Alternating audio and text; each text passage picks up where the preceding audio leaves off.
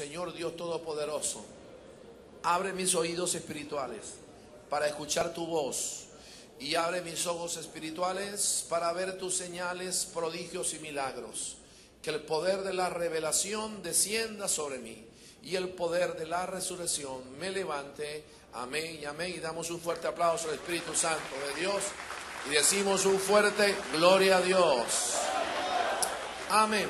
Génesis capítulo 26. Esta mañana vamos a estar estudiando acerca de cómo desatar lo sobrenatural y provocar un avivamiento. Repito, vamos a estar hablando y estudiando acerca de cómo desatar lo sobrenatural y producir un avivamiento. La semana pasada definimos lo que significa la palabra sobrenatural. La palabra sobrenatural está compuesta por dos. La palabra sobre y natural.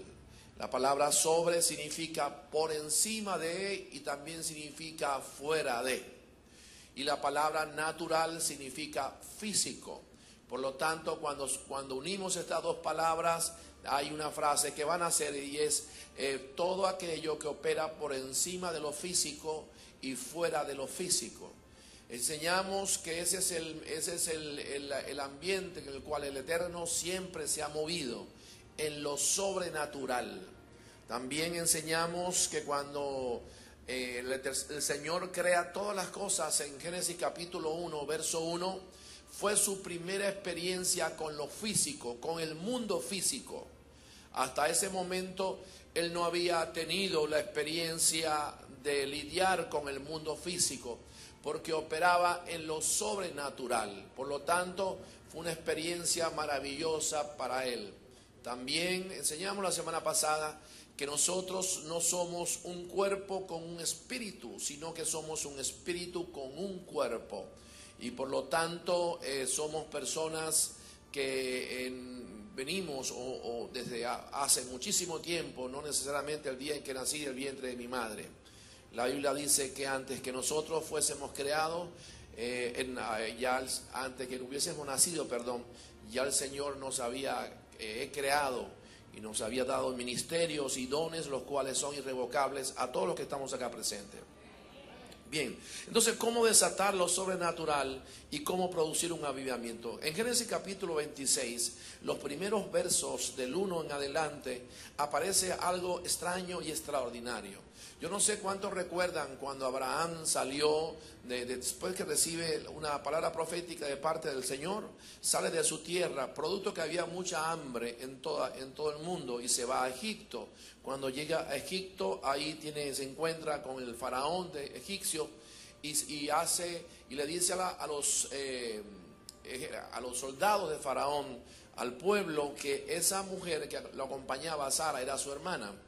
Y allí tiene una experiencia un poco difícil porque una vez que los egipcios, que eran personas de color, eran morenos o negros, ven a la esposa de Abraham, que era muy hermosa, entonces la llevaron delante del faraón para que Faraón tuviese con ella una noche. Así que cuando esto sucede, dicen los sabios de Israel que el Eterno castigó a Faraón con tumores en sus partes, en sus genitales o en su genital. Entonces Faraón llama a Abraham y le dice: ¿por qué me has mentido? ¿Por qué hiciste pasar a Sara como tu hermana, si es tu esposa? Llévatela de este lugar, por cuanto ha venido una maldición sobre nosotros. Ahora me llama la atención que lo mismo se repite con Isaac, igual. Yo no sé si fue que Abraham le contó la historia a su hijo, que es lo más seguro, y parece que aquí el hijo copió lo mismo de su papá Abraham, y entonces es Isaac el que hace exactamente lo mismo en el capítulo 26. Dice: después hubo hambre en la tierra, además de la primera hambre que hubo en los días de Abraham, y se fue Isaac a Abimelech, rey de los filisteos, en Gerar. Ahora aquí Isaac no se va a Egipto, sino que se va a Gerar. Gerar era una zona dominada por los filisteos, y allí había un rey llamado Abimelech. Por lo tanto, a Isaac hace lo mismo que hizo su papá, Y entonces le dice a Abimelech que esa mujer, Rebeca, la quien también era su esposa, era una mujer hermosísima, dice que era su hermana. Y entonces Abimelech pues intenta también tomarla para sí, y después se da cuenta que luego observa a Isaac acariciando a su esposa y lo ven. Entonces se da cuenta que no era su hermana sino su esposa, y le dice lo mismo, que lo sacase de ese lugar para que no viniese maldición sobre el pueblo. Y entonces el verso 11, estoy resumiendo, verso 11. Entonces Abimelech mandó a todo el pueblo diciendo: el que tocare a este hombre o a esa mujer, de cierto morirá. Quiero enseñarle algo en esta noche maravilloso. Yo no sé si usted sabía, pero a todos aquellos que le entregamos la vida al ungido de Israel, todos aquellos que le servimos al Señor, nadie puede tocarlo a usted, ningún enemigo tuyo lo puede tocar. Porque si usted lo toca, ciertamente morirá. Esta promesa se cumple no solamente con Abraham y Isaac, sino con ustedes. Por lo tanto, en este mundo que estamos viviendo y en este país donde hay tanta delincuencia actualmente, nosotros tenemos que aprender a confiar en el Señor.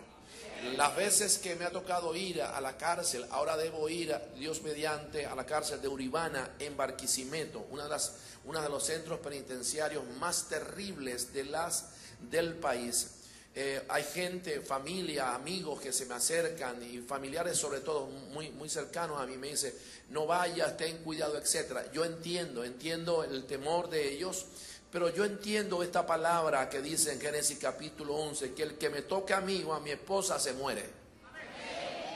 Y el que lo toque a usted o que quiera tocarlo a usted o a su esposa morirá, a sus hijos morirá. Levante su mano, diga conmigo: el que toque a mi esposa o a mis hijos o intente tocar a mis hijos, ciertamente morirá. Vamos, diga: ciertamente morirá. Decrete juicio, diga: el que quiera tocar a mis hijos, a mi varoncito, a mi niña, a mi papá, a mis hermanos, a mi esposa, ciertamente morirá. La mano del Señor Todopoderoso caerá sobre él o sobre ella y lo aplastará. Si alguien cree esto, diga gloria a Dios. Diga gloria a Dios. Así que ciertamente morirá. Dale fuerte el aplauso al Señor, por favor.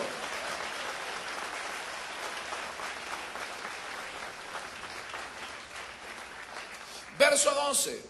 Y sembró Isaac en aquella tierra y cosechó aquel año 100 por 1 y le bendijo el Señor. El varón se enriqueció y fue prosperado y se engrandeció hasta hacerse muy poderoso. Diga: recibo eso. Diga: recibo eso. Diga: seré muy poderoso. Vamos, diga: seré muy poderoso. Yo necesito que alguien lo crea. Diga: seré muy poderoso, seré muy poderosa. El Señor me engrandecerá. Diga: ensanchará mis estacas y hará de mí una mujer y un hombre poderoso, poderosa. ¿Cuántos dicen gloria a Dios? Vamos, diga algo, diga gloria a Dios. Y dice verso 14: y tuvo hato de ovejas y hato de vacas y muchas labranzas. Y los filisteos le tuvieron envidia. Dile al que está a tu lado: te van a envidiar. Vamos, dígaselo, dígale: te van a envidiar. Cuando Dios te prospere, cuando Dios te ensanche, cuando Dios te multiplique, cuando Dios te haga crecer a los lados, la envidia va a nacer, crecerá la bendición, pero también la envidia crecerá cercano a los que te rodean. Diga conmigo: Él me prosperará, me ensanchará, me bendecirá. Diga, ¿por qué? Porque llovió y vine a la iglesia igual. Vamos.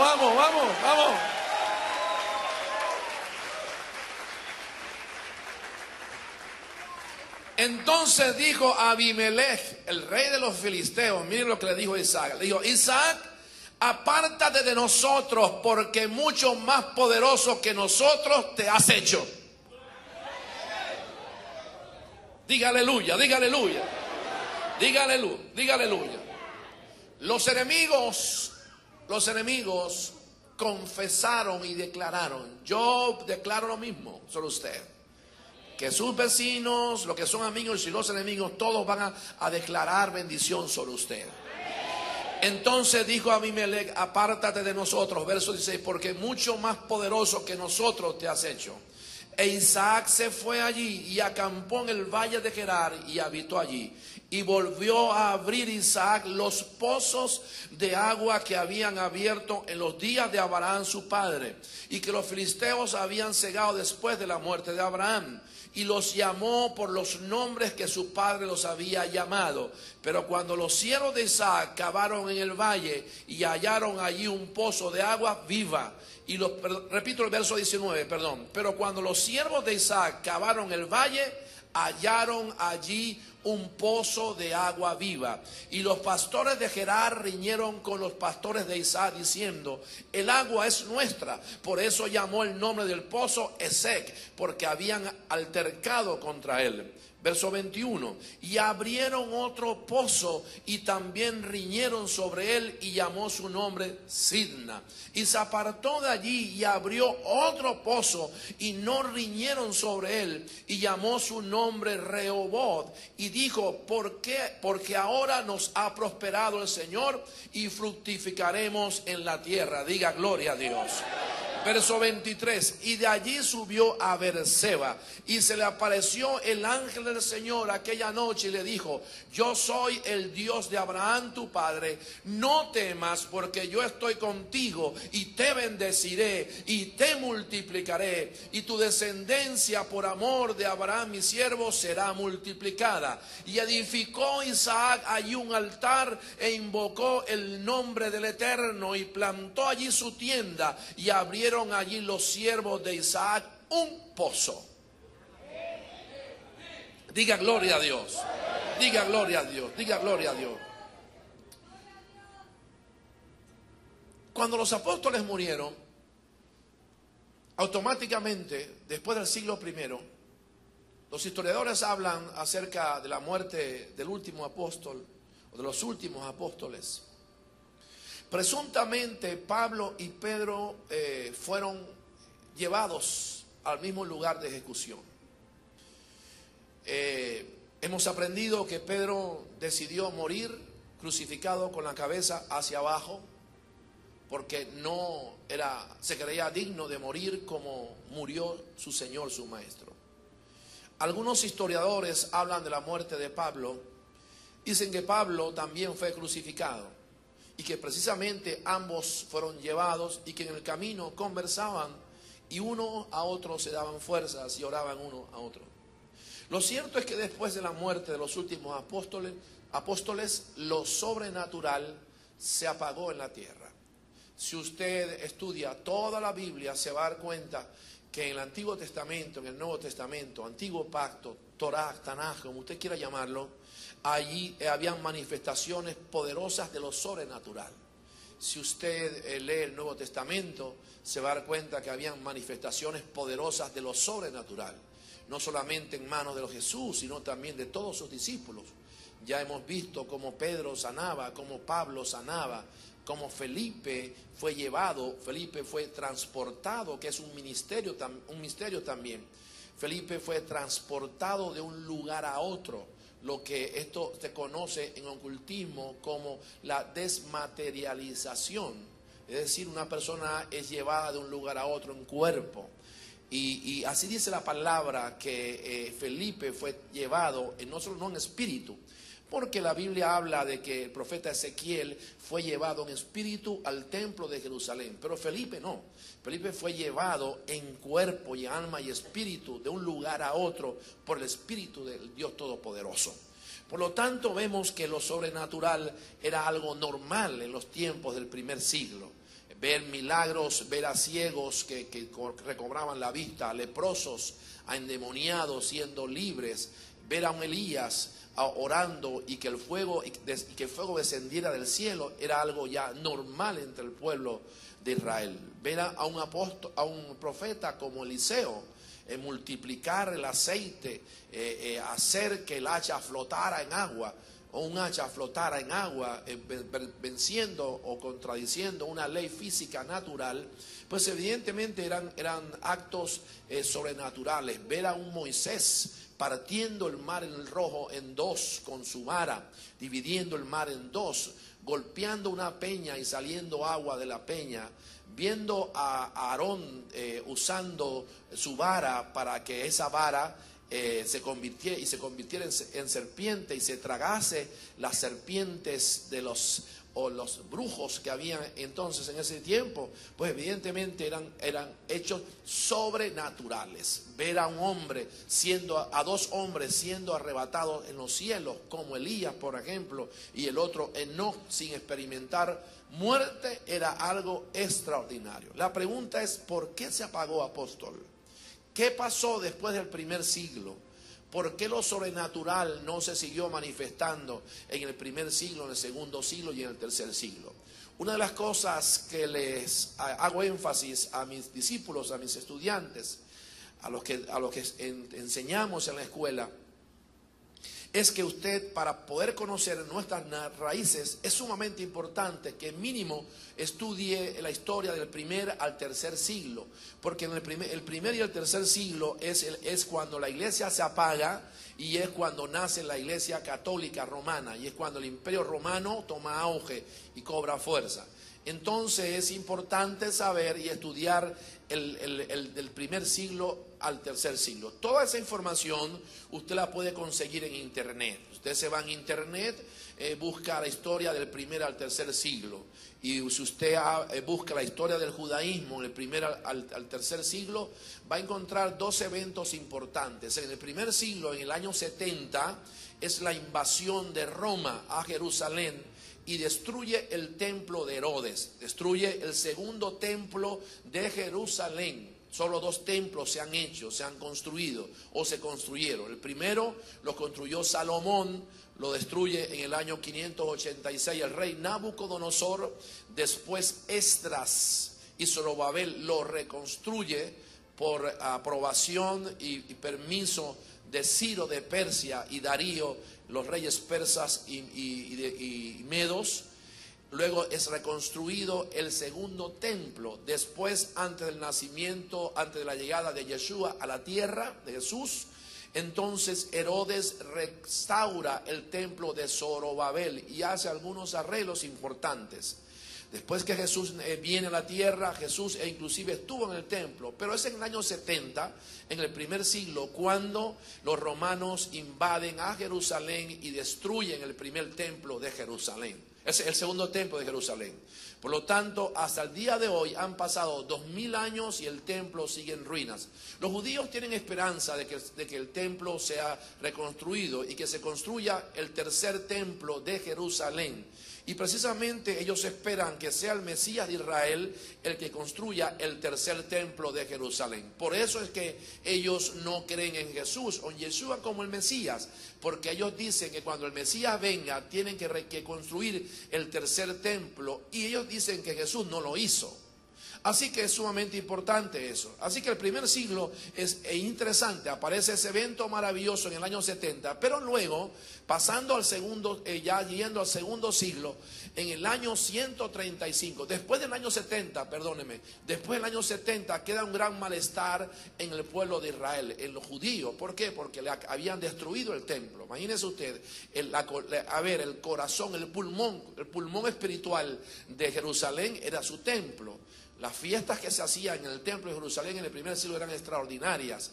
Venían personas de todas partes del mundo. Millones de personas venían a la fiesta del Sukkot, a la fiesta del Pesaj, hasta la fiesta de la Pascua, a las fiestas judías importantes. Por lo tanto, cuando Roma destruye el primer templo, vino un gran dolor. Pero habían un grupo, de una comunidad judía en ese entonces llamado los celotes. Los celotes eran como los paramilitares de la época.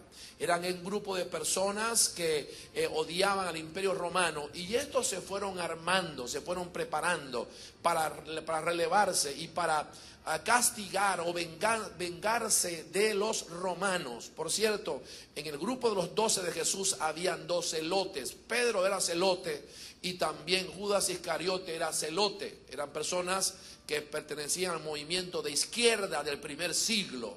Eran personas muy similares a los que hoy conforman la izquierda mundial. Así que vemos entonces que después del año 70, este grupo de celotes se levantan para ir en contra de los romanos. Y hay un líder importantísimo, un rabino, en el año ya 120, más 125 aproximadamente, que comienza a ejercer un liderazgo importante, y este se llama Rabí Akiva. Rabí Akiva era un hombre extraordinario, conocedor de las Sagradas Escrituras, y que precisamente, seducido por los celotes, decide armar una revuelta para que en el año 135, ya camino al segundo siglo, se levantara en contra de los romanos que habían destruido el templo en el año 70 y se vengaran. Pues así lo hicieron, levantaron en medio de ellos a un hombre piadoso, a un maestro de la palabra llamado Bar Kokhba. Este Bar Kokhba presuntamente para ellos era el verdadero Mesías, no era Jesús. Así que ya tenían al líder religioso espiritual, que era Rabí Akiva, y tenían al Mesías. Y se levantaron para ir en contra del pueblo romano, del imperio romano. Evidentemente no pudieron vencer al imperio romano. El imperio romano llamó a uno de sus grandes de la guerra, este hombre importantísimo, guerrero del primer y segundo siglo, llamado Adriano. Y Adriano se va con su ejército y aplastan a Rabí Akiva, aplastan al presuntamente Mesías, aplastan al pueblo de Israel. De tal manera que comenzaron entonces los judíos a irse, los hebreos a irse por todo el mundo después del segundo siglo. Comenzaron a esparcirse, y a esto yo he llamado la tercera diáspora, la tercera salida del pueblo de Israel. Comenzaron a ir a diferentes, a África, a Asia, a Centroamérica, a Suramérica, lo que es hoy en día Centroamérica y Suramérica, a partir de ese siglo. Entonces el imperio romano cobra fuerza, aplastaron a los judíos y comienzan con la idea de que los judíos hay que buscarlos y matarlos. ¿Por qué? Porque ellos habían asesinado a Jesús. Después que entendieron que Jesús era un líder importante y que era hijo de Dios y adorado por muchos, comienzan a perseguir a los romanos. Pero en el tercer siglo se levanta un hombre llamado Constantino en el año 325, y este Constantino viene a ser el primer papa de la Iglesia Católica. Este Constantino es el que crea la Iglesia Católica, y a partir del tercer siglo llega una época triste, donde fíjense que ya a partir del primer siglo, ya las señales, los prodigios, los milagros, lo sobrenatural se había apagado. Usted me sigue, ¿verdad? Ya se había apagado, ya no habían manifestaciones de poder, ya no habían muertos que se levantaban, ya no había gente que se levantara como Pedro, como Pablo, ya todos habían muerto. Lo sobrenatural se apaga y termina de apagarse la luz a partir del siglo V. Del siglo V, aquí voy, del siglo V al siglo XV, 1000 años, se conoce como la Edad Oscura, o como la época de la oscuridad, el oscurantismo o la edad medieval. Es el momento donde no hay la palabra de Dios, donde no se predica la palabra de Dios. No fueron 100 años, no fueron 80 años o 100 años como tú vas a vivir. No, fueron 1000 años donde lo sobrenatural estuvo completamente apagado y donde millones de personas se fueron al infierno. Ahí comienza entonces una época de oscuridad. Ahora me llama la atención que la época de la oscuridad comienza en el siglo V y es unos años antes de la llegada del siglo V que el imperio romano cae. Atención, atención, repito, diga conmigo, siglo V. Mire, es importante que todos estos datos usted lo tome nota, aunque sé que voy muy rápido, pero después usted busca el CD, para poder enlazar todo lo que estamos enseñando hoy. A partir del siglo V, diga conmigo, siglo V, al siglo XV, diga siglo XV, esto es la edad oscura, diga edad oscura, o la edad del oscurantismo. Pero antes de la llegada del siglo V, el imperio romano cae. Recuerda que fueron 4 imperios que según Daniel iban a gobernar la tierra. El primer imperio, el imperio de los babilonios, el segundo de los medos y los persas, el tercero el imperio griego de Alejandro de Macedonia y el cuarto el imperio romano. El imperio romano comienza cientos de años antes de la llegada de Jesús a gobernar la tierra y desaparece, o cae, perdón, en el año 400 y tanto, antes de llegar el siglo V. Ahora, apóstol, ¿qué gobernó después del siglo V? Si los cuatro imperios ya habían desaparecido. Mira, amados, después del siglo V hubo una fusión entre Grecia y Roma. Diga conmigo, Grecia y Roma. Y se le da lugar a lo que se conoce como el humanismo, el poder del humanismo, es decir, un espíritu greco-romano, atención, un principado greco-romano comienza a gobernar la tierra, donde lo que gobernaba era la lógica, la inteligencia, los cuadrados, comienzan a sacar a lo sobrenatural. Una de las máximas de este grupo era que todo tiene una explicación. Y déjeme decirle que no todo tiene una explicación. Hay misterios en la Biblia que usted y yo no vamos a poder entender. ¿Cuántos me siguen en esta mañana? Entonces, ¿qué pasa? A partir del siglo V al siglo XV era el principado de greco-romano. Ya los milagros desaparecieron, las señales desaparecieron, los prodigios desaparecieron. Eso fue a partir del siglo V al siglo XV. No habían iglesias cristianas, no habían predicadores, no habían pastores, no habían evangelistas, no había la alabanza, la adoración se apagó. El ayuno y la oración no existía. Siglo V al siglo XV. Ahora, el siglo XV es un siglo sumamente importante y es importante, perdone que redunde, que usted lo estudie, porque en el siglo XV viene la reforma luterana o la reforma de Martín Lutero y en el siglo XV nacen las iglesias evangélicas.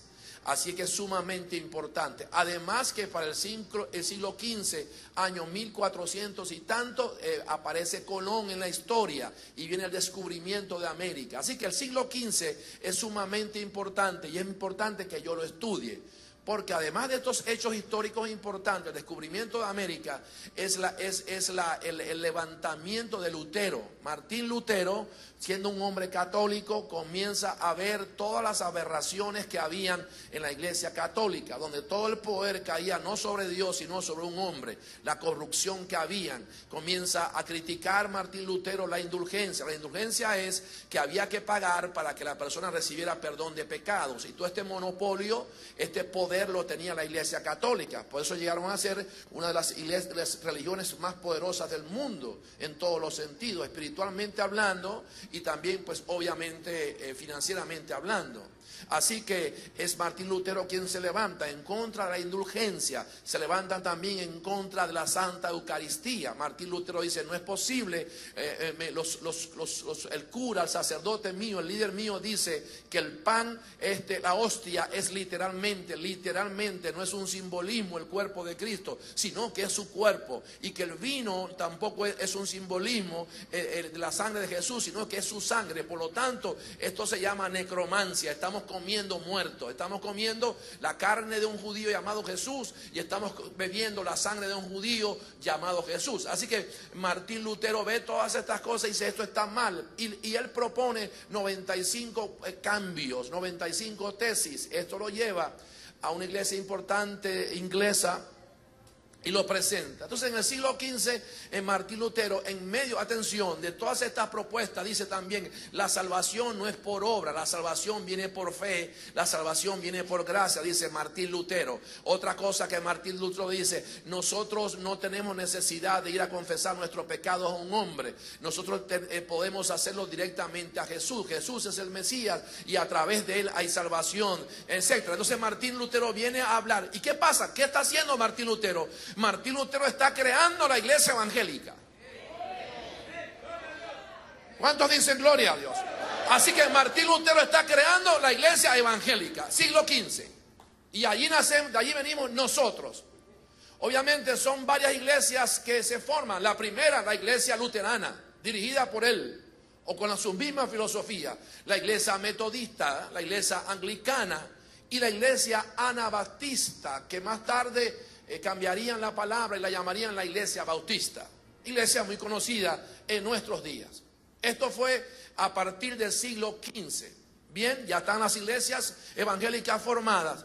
Pero en el siglo XIX, por eso el siglo XV y el XIX, el primero, el tercer siglo, el quinto siglo, el siglo XV y ahora el siglo XIX son puntuales e importantes para nosotros. Son siglos que tenemos que estudiar y que ver qué pasó en esos siglos. Porque en el siglo XIX suceden varios hechos impresionantes, cosas extraordinarias. Y una de las cosas más impresionantes que fue el siglo en el cual usted nació. Levante su mano y diga: gloria a Dios por el siglo XIX. Vamos, levante su mano y diga: gloria a Dios, porque nací en el siglo de la bendición. Vamos, levanta tu mano y diga: nací en el siglo de la bendición, en el siglo de la esperanza, del avivamiento, de la reforma, de lo sobrenatural, de la restauración de lo sobrenatural. Diga: gloria a Dios. Así que en el siglo XIX, en el año 1906, en Los Ángeles, California, en una calle llamada Azusa, un moreno medio católico recibe el Espíritu Santo de Dios, comienza a hablar en lenguas, y este hombre moreno, negro, de esa iglesia, llamado William Seymour, es el padre de la iglesia pentecostal. En una reunión que tuvo William Seymour en esta calle Azusa de California, de Los Ángeles, California, en un servicio medio católico, el Espíritu Santo desciende y comienza a hablar en lenguas y entra en un éxtasis espiritual. Cuando eso sucede, la gente se pone la mano en la cabeza y dice: está endemoniado, ¿qué le pasa a este? Y allí nace la iglesia pentecostal. Entonces, atención, siglo XIX, nace la iglesia pentecostal. Ya teníamos todas las iglesias evangélicas formadas: las iglesias bautistas, metodistas, anglicanas, luteranas, carismáticas y las iglesias pentecostales. Pero hacía falta el nacimiento de la última iglesia o la última comunidad que tenía que levantarse, y esto fue en el año 1980 cuando nace la iglesia profética, y en el año 1990 nace la iglesia apostólica. Es decir, cuando a usted le preguntan: ¿y su iglesia cuál es? La iglesia Betel, la iglesia cuál es el origen del mover suyo, usted va a decir año 1980, 1990, donde se abren las oficinas del apóstol y el profeta y comienzan a aparecer iglesias que se autodenominan iglesias apostólicas y proféticas como esta. Dicen gloria a Dios. Pues denle un aplauso al Señor.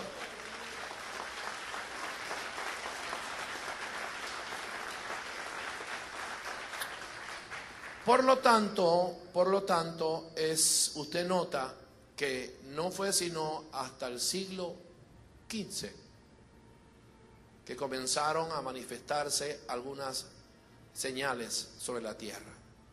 Y por supuesto llegan a cobrar mayor fuerza en el siglo XVIII, el XVI, XVIII, a través de la mano de hombres como Calvino, como John Wycliffe, Thomas Kreiner, Knopf y otros, Juan Hus, Moody, años más adelante. En el siglo XIX también, por cierto, en el año 1920, de 1920 a 1940, aparecen los generales de Dios. Gloria a Dios por esos hombres. Yo quiero esa unción para mí. Aparece Oral Roberts, aparece T.L. Osborne, aparece Catherine Kuhlman. ¿Quién ha escuchado hablar de Catherine Kuhlman? Es la mujer que hacía que los muertos se levantaran. Gloria a Dios por esa mujer. Ese año 1900, 1940 aparecen estos hombres. Aparecen Aparecen también este hombre, ya dije Oral Robert, de la universidad, que ya murió, por cierto. Tuve el honor de conocer a estos dos últimos generales que estaban vivos en el año 2007, una reunión que tuvimos en la ciudad de Miami. Tuve el honor de que inclusive uno de ellos, de 94 años de edad, antes de morir, habíamos 1500 pastores y líderes de todas partes del mundo. Estaba yo comenzando mi ministerio y recuerdo que habían como 3.000, 5.000 personas en esa reunión, y este hombre dijo: necesito que pasen 200 al frente. Y yo salí corriendo, pero estaba un poco lejos. Y cuando llego allá al lugar, me dice la de protocolo: no, usted no puede pasar, ya están todos full. Que no puedo pasar, no, paso por arriba. No vayan a hacer ustedes esto cuando la de protocolo. Y pasé. Y recuerdo que ese hombre impartió la unción que había sobre nosotros.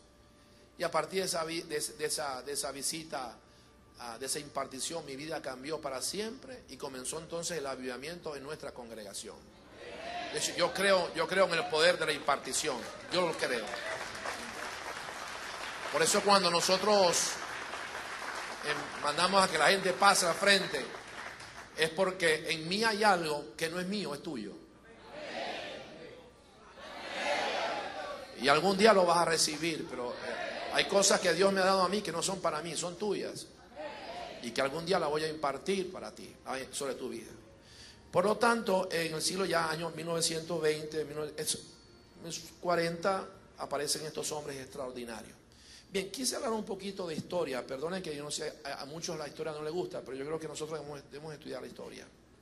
Importantísimo.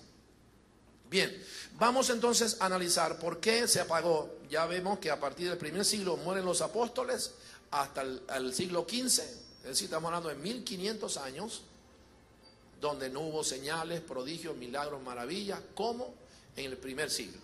Ahora, vamos a ver, ¿a cuántos les gustaría saber por qué lo sobrenatural estaba vivo en el tiempo de los apóstoles? Porque vine a eso. Y fíjate que la lluvia se atravesó, y sin embargo, eso no fue impedimento para que tú recibieras esto hoy. Así que levanta tu mano, diga conmigo: ni la lluvia ni el calor me detuvo. Diga, vine a recibir algo y me voy para mi casa full, lleno de bendiciones, edificados. Dicen gloria a Dios. Dicen gloria a Dios. Dile al que está a tu lado: viniste a buscar y te vas a llevar.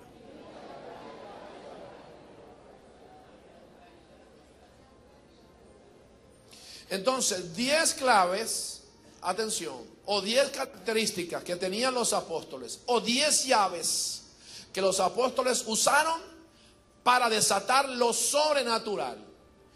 Y yo espero que de estas 10, por lo menos 4 o 5 o 6 o 7, usted la aprenda hoy, la reciba hoy, la aprenda, y usted comience a vivir cosas sobrenaturales. ¿Por qué, apóstol? Porque les enseñaba que lo sobrenatural para Dios es natural para Él. Lo que es sobrenatural para nosotros no lo es, pero para Él es natural. Eso es lo que queremos, que a partir de hoy lo sobrenatural para ti sea natural. ¿Me escuchó a mí? Lo que queremos es que todo lo sobrenatural para ti sea normal. Poner la mano en una persona que tiene cáncer terminal, y usted llega, le coloca la mano y se va tranquilo, y le dice a la esposa: no oren más por él, no se lamenten más, porque ya ese cáncer desapareció. Cosas similares a esa, lo sobrenatural. A partir de ahora, que sea natural en ti. Ahora vamos a ver 10 características. Número 1. Apóstol, ¿por qué ellos se movieron en ese nivel? Número 1, porque dejaron todo por servirle a Él. Número 1, dejaron todo por servirle a Él. Dice la palabra que cuando llamó a Simón, le dijo: Simón, sígueme. A Felipe le dijo lo mismo: sígueme. Y dice la palabra de Dios: y dejándolo todo. Vamos, diga: dejándolo todo. Muchos me dirán, pero eso es para él, porque él trabajó a tiempo completo. Y eso es para usted, pero yo soy panadero. Yo trabajo en el taxi, yo no puedo dejarlo todo para servir. Yo puedo venir los domingos a la iglesia. Yo puedo venir los jueves a la iglesia. Digan conmigo todo. Quiero que entienda algo. Y quiero enseñarle algo hoy aquí. Cuando aquí dice dejarlo todo, no está hablando necesariamente de oficio. Está hablando, entre otras cosas, de dejar todo lo mundano.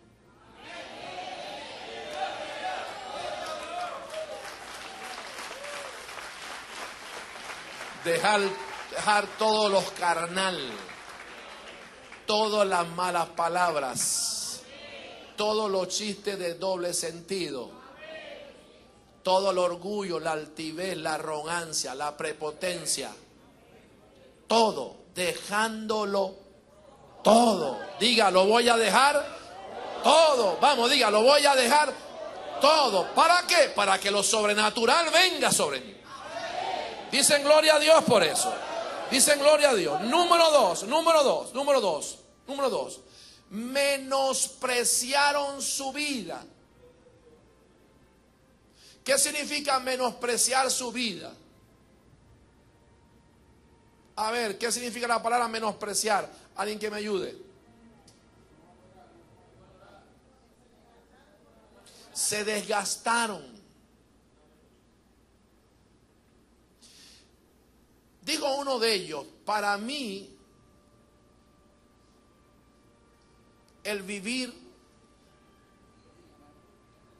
y el morir. ¿Qué dijo entre la diferencia de vivir y morir? A ver, ¿quién me ayuda?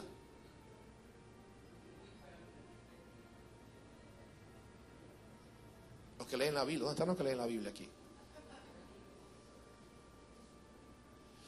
Dijo, para mí es morir, ¿qué cosa es?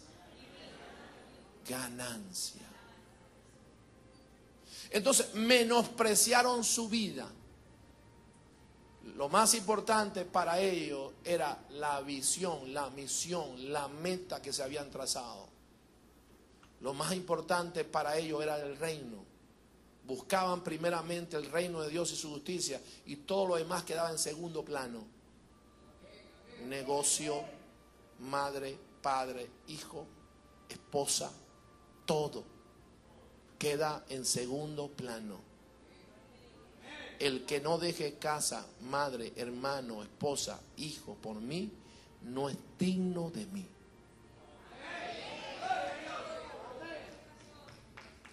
Escúchame.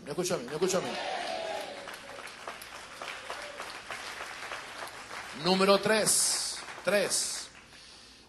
No confiaban en su carne, en sus capacidades.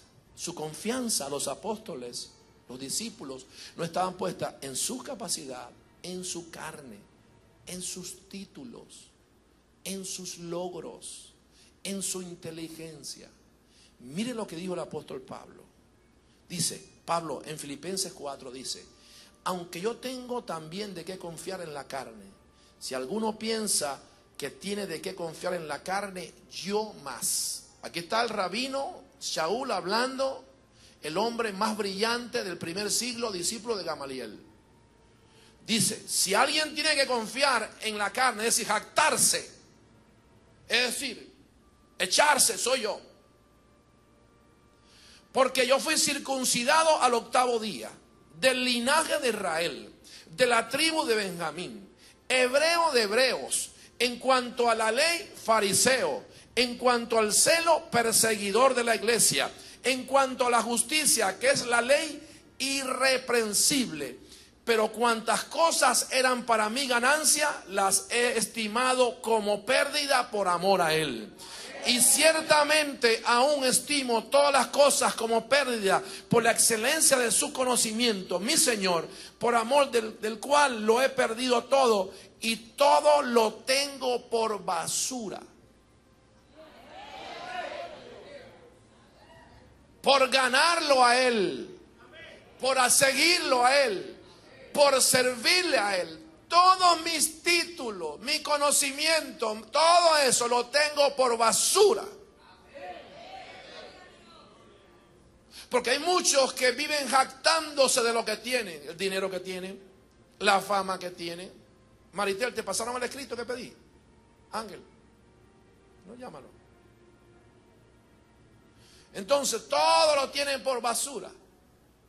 Los hombres que desataron lo sobrenatural. ¿Cuántos dicen amén?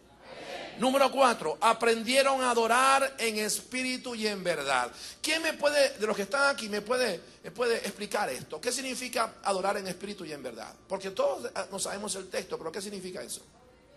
Obediencia, aquí adelante, ¿qué más? Amor. ¿Qué más? Santidad, ¿qué más? ¿Qué más? ¿Qué es adorar? Aquí los músicos. ¿Qué es adorar, cantantes, líderes? ¿Qué es adorar en espíritu y en verdad? ¿Qué quiso decir Jesús cuando le dijo a la samaritana? Es necesario, el Padre está buscando adoradores que le adoren en espíritu y en verdad. ¿Qué le quiso decir? ¿Qué significa?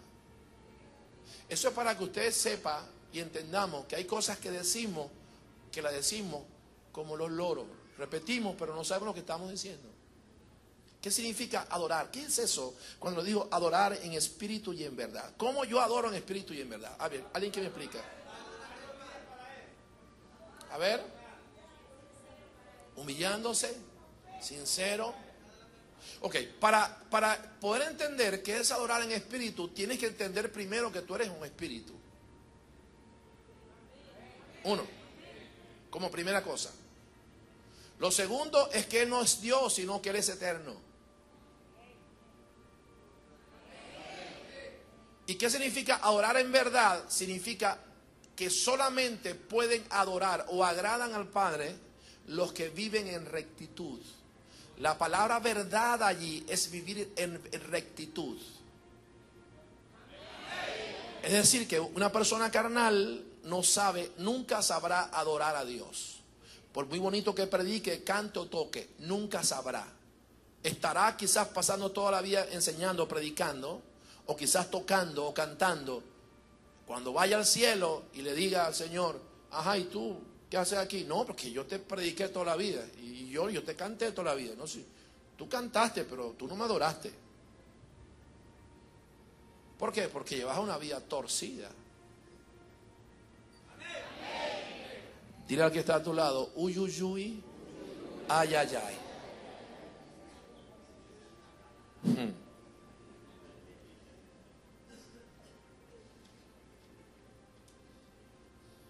Adorarlo en espíritu y en verdad también significa adorarlo en el mover de Él. ¿Cuál es el mover de qué? Primero, para definir lo que es el mover de Dios, voy a decirte lo que no es el mover de Él. El mover de Él, lo que no es el mover de Él es la religiosidad. Los psiquiatras dicen que uno de los causantes de melancolía, depresión, tristeza, es la religión. Y déjeme decirle que muchos pastores, líderes, han criticado esa posición de los psiquiatras. Y déjeme decirle que yo estoy de acuerdo con ellos. Porque la religiosidad hace que mucha persona viva amargada, depresiva, temerosa, asustada, porque todo es un evangelio condenante. Entonces, ponle la mano al que está a tu lado y dile, yo soy libre. Amo a Dios con todo mi corazón. Me guardaré en santidad, pero soy libre. Diga, no soy religioso. Vamos, diga, no soy religioso. Ok, vamos por la quinta. ¿Me están siguiendo? ¿Me están siguiendo? La quinta razón por la cual los apóstoles desataban lo sobrenatural era porque vivían juntos y en armonía. ¿Qué significa vivir juntos y en armonía? Es decir, tenían la capacidad de vivir, cohabitar con personas que no eran ni de su propio apellido, ni personas que eran obviamente su familia, y vivían armoniosamente. Voy a definir lo que significa la palabra armonía, y para eso vamos a hablar un poco de música. Música. Míreme para acá.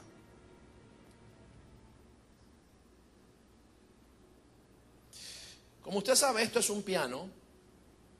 Y este piano tiene varias notas. Cada tecla que tiene el piano es una nota musical.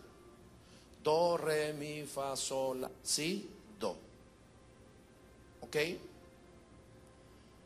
Si usted toca una tecla, la presiona, va a salir un sonido, un tipo de sonido.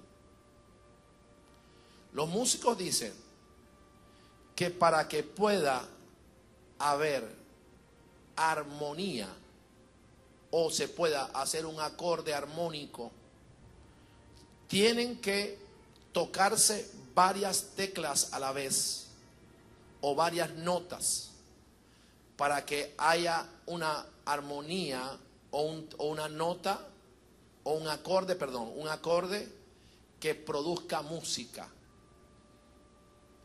Ahora, cada tecla es una nota diferente. Quiere decir que la armonía viene cuando se ponen a trabajar diferentes notas musicales.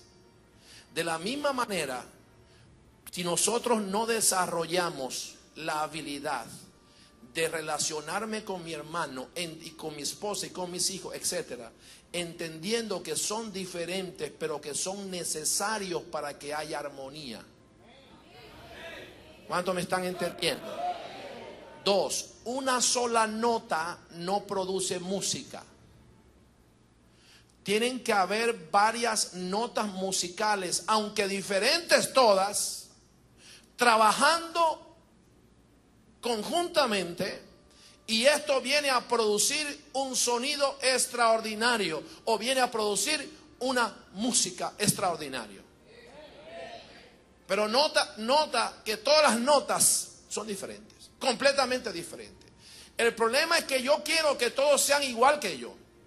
El problema es que tú quieres que todos piensen como tú, que tu esposa reaccione como tú, que tu esposo reaccione. Y tú tienes que entender que tú eres diferente a tu esposa y tu esposo es diferente. Como una vez dijeron, a las mujeres no hay que ¿cómo dice? No hay que entenderla, hay que amarla. Y punto. Por ejemplo, nosotros que estamos casados debemos saber que las mujeres, los varones, son completamente diferentes a nosotros. Y el tratar de entenderlo será un disparate en la vida, entenderlas a ellas, porque son diferentes, completamente diferentes. ¿Qué tengo que hacer yo? Aceptarla como es. Y entendiendo que si ella no fuese diferente, en mi matrimonio no hubiese armonía. ¿Cuántos me están entendiendo? O sea, entonces la armonía, ellos tenían como costumbre, dice, y habitaban ellos juntos y habitaban en armonía.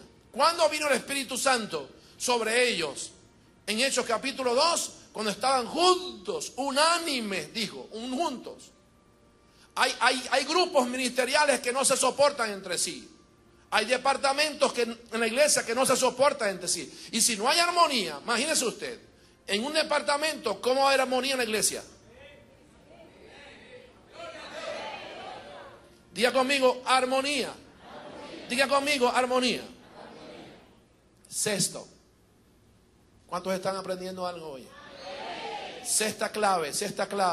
Eran humildes y estaban conformes con todo lo que tenían. Y cuando hablo de que eran humildes, no quiero decir que eran pobres, sino que estaban conformes. Mire lo que dijo Maimónides. Maimónides, un sabio judío, dijo que una persona rica es aquella que sabe vivir contento con lo que tiene. Una cosa es estar conforme y otra cosa es ser un conformista. Son dos cosas diferentes. Pero hay personas que viven quejándose, cristianos, me falta esto, me falta aquello. No, dale gracias a Dios. Dale gracias a Dios porque no tienes un cáncer que te está matando. Dale gracias a Dios porque tienes 2 brazos y las 2 piernas. puedes caminar y puedes saltar. Dale gracias a Dios por eso. Dale gracias a Dios porque puedes hablar, porque no eres mudo. Dale gracias a Dios porque me puedes ver a mí, no eres ciego. Dale gracias a Dios. O sea, vamos a aprender a vivir dándole gracias a Dios con lo que tenemos. Personas humildes. Dile al que está a tu lado, sé humilde, sé humilde, sé humilde, sé humilde. Hoy en día esto se ha perdido. Lástima que no me llegó a tiempo el reporte, pero ¿le llamaste a nombre, Mari? Angelito, ¿le llamaste? Se quedó dormido, imagínese usted. El que le encomendé la labor. Lo voy a ahorcar. A lo que salga de aquí lo ahorco y lo exhibo públicamente.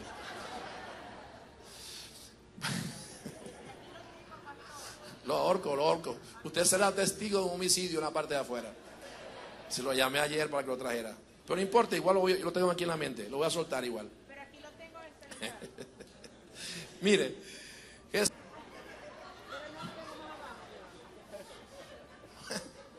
Tápale el nombre, ¿no? ¿Ya? Ok, yo te aviso. Bien, entonces estas personas eran humildes, estaban contentos con lo que tenían. Fíjense que Jesús dijo en Mateo capítulo 8, verso 20, dijo: las zorras tienen guaridas y las aves del cielo nidos, mas el Hijo del Hombre no tiene dónde recostar su cabeza. El apóstol Pablo dice: sé vivir humildemente y tener abundancia. En todo y por todo estoy enseñado, así para estar saciado como para tener hambre, así para tener abundancia como para padecer necesidad, decía el apóstol Pablo. Todo lo puedo en el Señor que me fortalece. El apóstol Pablo decía: yo sé vivir con dinero en la cartera y sé vivir contento sin dinero en la cartera. Sé vivir y sé estar agradecido y alegre y adorar a Dios y alabar a Dios. Cuando abro la nevera y hay un lomito que lo cocinaré en la hora del almuerzo con papas, a lo mejor con arroz o con tajada, como usted se lo coma. Y también sé estar alegre cuando abro la nevera y no hay nada y me toca comer un poquito de atún o un poco de arepa. Estoy contento también por eso. Eso no va a pagarme la alegría y el gozo. Eso decía el apóstol Pablo. Estoy agradecido cuando me invitan a una iglesia a predicar y me dan ofrenda, pero también estoy agradecido a Dios cuando me invitan a una iglesia y no me dan ofrenda, porque al final, cuando el hombre me retiene la ofrenda, el Señor me bendice y me abre la puerta de los cielos. Dicen gloria a Dios por eso. Ok, entonces esa humildad se ha perdido en muchos. Y precisamente traje un ejemplo que no voy a decir el nombre, jamás lo diría, por ética y por respeto, y que tampoco es mi estilo. De una persona a quien solicitamos traerla para la iglesia, traerla para un concierto, un artista conocidísimo. Y mandé a investigar, porque ahora ya cambiaron la palabra ofrenda, y gloria a Dios por eso.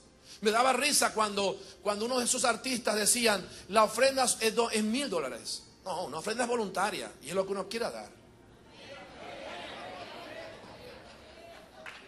Las ofrendas son 1,000. Yo siempre criticaba eso. Entonces ya gracias a Dios que estos artistas, y esto está saliendo por internet, los que me están escuchando, los artistas, ojo con lo que voy a decir. Gracias a Dios que cambiaron la palabra y ahora colocaron la palabra honorario. Esta es más sincera la palabra. Va más acorde. Pero entonces yo invité a uno y le dije al organizador: dile que te mande lo que ellos exigen, que te envíe. Vamos a ver lo que exigen. El rider, famoso y bendito rider. Mire, vamos a ver, ponle por aquí. Tápale el nombre. Ajá. El ministerio está conformado por un equipo de 12 personas, así 6 músicos, ingenieros de sonido, dale para abajo.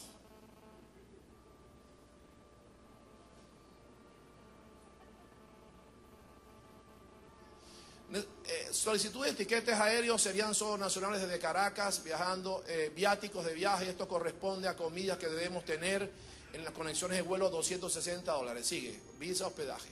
Llega la parte que yo quiero llegar. Hotel. Déjalo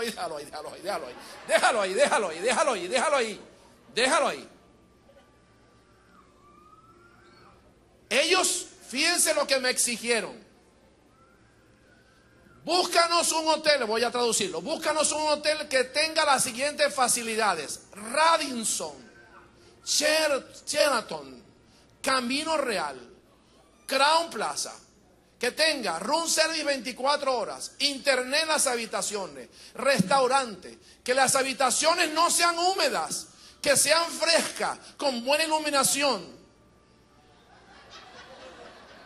y sean de no fumador. La habitación del salmista debe registrar a nombre de... Ok, dale para abajo. Transportación interna, déjalo hasta ahí, yo voy a resumir eso, fíjense, por cuestiones de tiempo, mire. En fin, las exigencias eran hotel 5 estrellas, sábanas X, hotel X, el día del evento, un camerino especial con sábanas, frutas, comida, bebidas, toallas y $12,000. Solo $12,000 para ellos.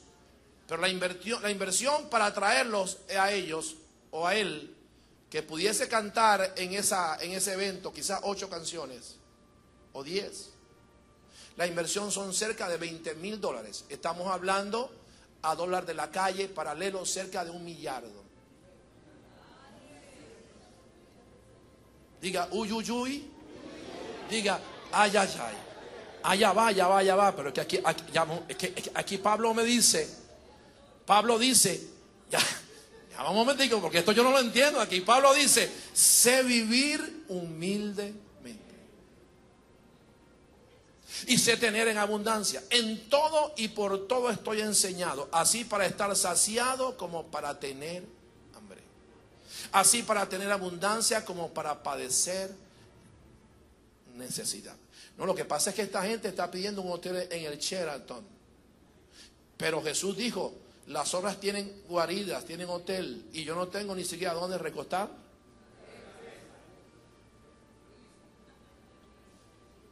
Entonces diga conmigo, humildad.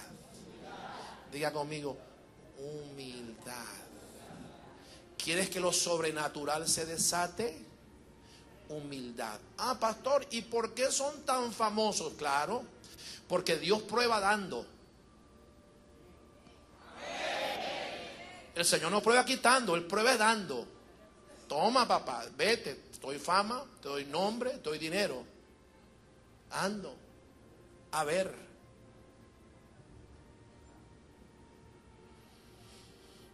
Diga gloria a Dios. Seguimos. Se acabó el tiempo. Seguimos el jueves entonces. Póngase de pie. Y los que van llegando, quédense entonces para los músicos. ¿Están acá completos todos? ¿Los músicos están? Bueno, nos montamos con las pistas entonces. Venga, los que van llegando, quédense para que escuchen la primera parte que no escucharon. Les espero el jueves. ¿A cuánto les gustó el estudio? Ok, entonces el jueves no se venga solo, tráigase a alguien para que usted reciba una palabra de bendición. Quiero que los que vinieron de primerito pasen al frente corriendo. Los que vinieron primerito, vengan al frente. Ahí.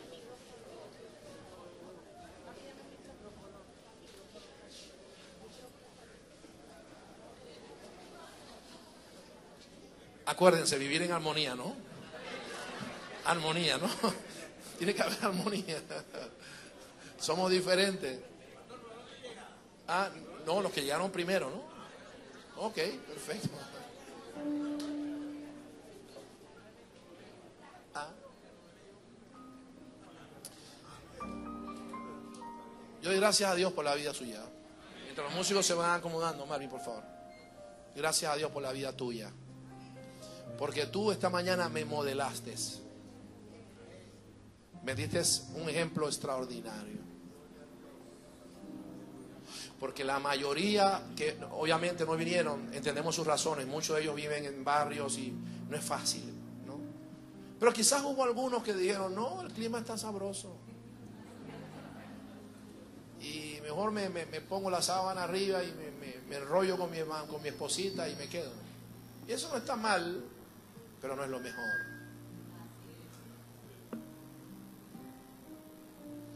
Usted vino a tomar hoy la mejor parte. Usted es como María hoy, no como Marta, como María. Por lo tanto, yo voy a orar por ti, vamos a bendecirte en esta mañana, a declarar que vas a comenzar una semana extraordinaria y maravillosa. Levanta tus manos al cielo. Por cuanto has ungido, has honrado al Dios de Israel, al Eterno de Israel. Por cuanto venciste aún el estado del tiempo, tú viniste a la casa del Eterno a honrarle y a bendecir. Yo declaro que te vas con tus vasijas llenas para tu casa. No solamente de aceite, sino también de vino nuevo. Y declaro que comenzarás una semana maravillosa. Y que no solamente recibirás buenas noticias, sino que serás ensanchado. Te extenderás hacia la derecha y hacia la izquierda. Por cuanto le diste las primicias de las semanas al Dios tuyo, al Señor tuyo, Él te coronará con favores y misericordias. Repita conmigo: Yeshua, gracias por este día. Que lo sobrenatural se desate sobre mi vida, para la gloria de tu nombre, para la conversión de mis seres queridos, de mis amigos, de mis vecinos, para la extensión de tu reino. Sáname, libérame, bendíceme hoy, lléname de tu presencia, poderoso Dios de Israel. Amén y amén. Que la paz del Eterno esté contigo todos los días. Los que vinieron por primera vez, no se vayan, suban acá a la plataforma. Los espero el jueves a las 5 y a las 7:30. Nos vamos a una canción de júbilo, nos preparamos allí. Muchísimas gracias por acompañarnos. Ya pueden abrir las puertas la gente de protocolo y seguridad. Comenzamos con el segundo servicio. Muchísimas gracias. Los que se van a quedar para el segundo servicio, vénganse al frente, por favor. Los que están atrás, vénganse al frente. Muchísimas gracias.